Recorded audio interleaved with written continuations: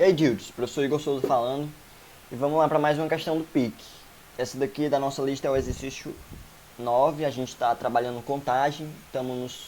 Ainda é do primeiro encontro do ciclo 2. E aqui não tem nenhuma referência de onde ela foi tirada. Então vamos só resolver a questão. Um cubo 10 por 10 por 10 é formado por pequenos cubos unitários. Um gafanhoto está no centro O de um dos cubos de canto.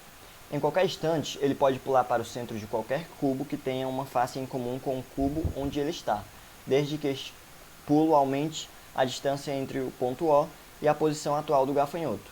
De quantas maneiras o gafanhoto pode chegar ao cubo unitário no canto oposto? Certo. Bom, gente, antes da gente atacar diretamente esse problema, a gente vai resolver um problema um pouco mais simples de duas dimensões. O problema aí está lidando com um cubo, 3 dimensões. A gente vai primeiro atacar um problema exatamente igual, diminuindo uma dimensão, e a gente vai usar a mesma ideia para resolver o problema nas 3 dimensões. Usando a mesma regra do anunciado, eu botei aqui o ponto O, escolhi esse canto, estabeleci esse canto aqui, então o ponto final é o canto oposto, esse em vermelho, e o gafanhoto está aqui no centro desse primeiro quadrinho aqui. Usando a mesma regra do anunciado, a gente pode estabelecer que o gafanhoto ele pode fazer os seguintes movimentos. Ele está aqui no centro, ele pode pular para o centro desse aqui que está do lado, porque tem um lado em comum com o quadrado, e pode pular para o centro desse daqui de cima, que tem um lado em comum com o quadrado. E estando aqui, ele pode fazer os mesmos movimentos, para frente ou para cima. Outro detalhe é que o anunciado diz que ele tem que estar sempre aumentando a distância do ponto inicial dele. Então, isso quer dizer o quê? O que isso significa pra gente? Significa que, por exemplo, quando o gafanhoto estiver exatamente nessa posição aqui, não que ele tenha que estar, mas, por exemplo, quando ele estiver nessa posição, ele não vai poder fazer movimentos retrógrados, movimentos aqui para esquerda ou movimento para baixo, porque isso implicaria na diminuição da distância do ponto O. Só que ele tem que estar sempre aumentando a distância do ponto O. Então, os únicos movimentos permitidos são para frente e para cima. Então, a ideia vai ser a gente tentar ligar esses possíveis caminhos que ele pode fazer, pulando através dos centros dos quadrados, a um anagrama. Mas vamos aqui definir algumas variáveis. Essas variáveis aqui, direita, cima. E eu quero que vocês observem aqui um exemplo.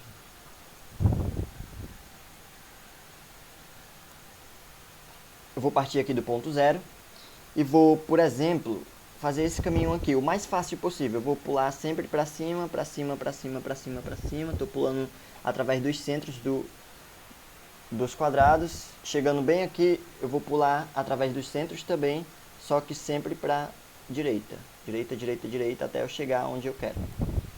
Então o gafanhoto vai fazer esses pulos. Então, observem, foi um pulo para cima, 2, 3, 4, 5, 6, 7, 8, 9. E para a direita, 1, 2, 3, 4, 5, 6, 7, 8, 9. Então vamos anotar esse possível caminho da seguinte maneira. Então aqui eu tenho 9 Cs e 9 Ds.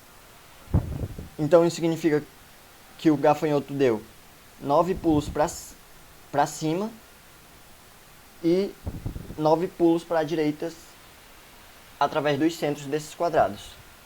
Agora vejam que eu posso criar uma relação que a gente chamaria de uma relação bionívoca. Toda vez que eu alterar de alguma forma essa palavra, ou seja, obtendo um anagrama dela, uma outra possibilidade para ela, eu vou alterar um caminho no meu desenho. Então, por exemplo, eu vou pegar um Dzinho aqui, vou tirar um D, botar um C e vou botar um D bem aqui. Veja que a quantidade de letras continua a mesma, eu só troquei um D por um C. Então vamos ver o que acontece num desenho. Vamos fazer de acordo com esse anagrama aqui de baixo. Então é cima, direita, direita torto, direita, cima, cima, cima, cima, cima, cima, cima. Ficou meio torto, mas enfim, e o resto direita, direita, direita, direita, direita. E eu chegar ao meu ponto final. Veja que eu fiz uma alteração no anagrama aqui embaixo e eu alterei o meu gráfico. Então, eu acho que deu para perceber a relação bionívoca. Toda vez que eu fazer alterações nessas letras entre C e D e obter um novo anagrama dessa palavra, eu vou alterar o meu caminho.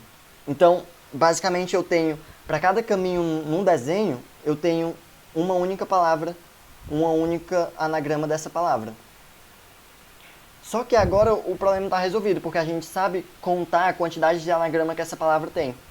E contando a quantidade de anagrama que essa palavra tem, sendo que a gente tem essa relação bionívoca, para cada anagrama dessa palavra, eu tenho um único caminho no desenho. Então, a quantidade de anagramas dessa palavra é a quantidade de caminhos possíveis que o gafanhoto pode tomar. Então, vamos fazer a conta. A única coisa que eu preciso fazer é contar a quantidade de anagramas. Então, essa palavra aqui, eu tenho 9 Cs e 9 Ds, então eu tenho um total de 18 letras, onde o C aparece 9 vezes, é repetido 9 vezes, e o D é repetido 9 vezes.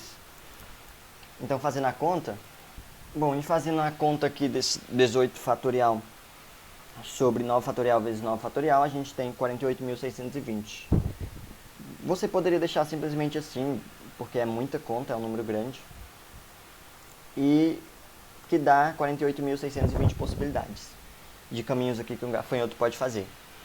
Então a gente vai usar essa mesma ideia, só que aumentando uma dimensão. Agora a gente, ao invés de fazer no plano, né, no quadrado, agora a gente vai fazer no cubo. E aí você vai trocar os centros dos quadrados por centro dos cubinhos e vamos ver só as direções que a gente vai ter para fazer. Voltando à questão, vejamos agora um cubo 10 por 10 por 10. Bom, então eu fiz aqui o desenho só que em 3D. Vejam que é bem parecido, eu tenho aqui o ponto inicial e o ponto final. E aqui eu botei as direções que o gafanhoto pode pular para cubos vizinhos. Então, o gafanhoto vai estar aqui nesse centro, ele vai poder pular aqui para, no caso, se você olhar desse lado aqui, né, vai ser para a direita, para cima ou para dentro. E essa é a dimensão a mais que a gente vai ter. E observem um detalhe, como no caso em 2D, o gafanhoto vai ter que pular. Vejam aqui as dimensões. Ó. Aqui tem esse cubinho tem a aresta 1 e o cubinho maior tem o tamanho 10. Então ele vai ter que pular para o cubo da frente, por exemplo, um caminho como exemplo. 1, aí 2, 3, 4, 5, 6, 7, 8, 9. E assim ele vai ter que fazer 9 pulos para cima e 9 pulos para dentro. E aqui a gente vai poder fazer aquela mesma ideia do anagrama. A gente bota uma letrinha para cada dimensão, a gente repete a quantidade de pulos que ele vai ter que fazer em cada dimensão, e à medida que a gente vai alterando esse anagrama, a gente vai alterando o caminho aqui dentro desse cubo. Então vamos voltar para a questão. Então vou definir aqui as variáveis. Eu botei t de terceira dimensão, eu sei que as dimensões são relativas e o motivo pelo qual eu botei t é que se eu tivesse usado p de profundidade, poderia confundir na hora da gente fazer o cálculo dos anagramas, porque a gente usa a letra p para representar a quantidade de anagramas, né? Então, o que a gente pode fazer é o seguinte. A gente tem aqui 9 Ds, que é os 9 pulos que ele vai ter que fazer para a direita, 9 Cs que ele vai ter que fazer para cima e 9 T's que ele vai ter que fazer para dentro, no caso a profundidade. Veja, eu esqueci de comentar um detalhe. Esses movimentos aqui são os movimentos que eles vão ter que fazer independente de caminho que ele tome para chegar no destino final. Aí entra aquela história da gente fazer alterações, né? Pegar um C, trocar por esse D. E à medida que a gente vai alterando esse anagrama, a gente vai obtendo novos caminhos, novas possibilidades de caminhos. Então basta a gente contar agora quantos anagramas tem. E aí a gente vai ter a quantidade de caminhos. Então a gente quer contar um anagrama de uma palavra com 27 letras, porque é 9 Ds, 9 Cs e 9 Ts. E o D se repete 9 vezes, o C se repete 9 vezes e o T se repete 9 vezes. Então a gente tem 27 fatorial sobre 9 fatorial vezes 9 fatorial vezes 9 fatorial. Bom, e dá esse número aqui gigantesco. É só fazer conta, lembrando que você pode deixar dessa forma aqui. Basta encontrar a expressão certa. E é isso, gente. Vamos ficando por aqui. Agradeço pelo prestígio e até a próxima.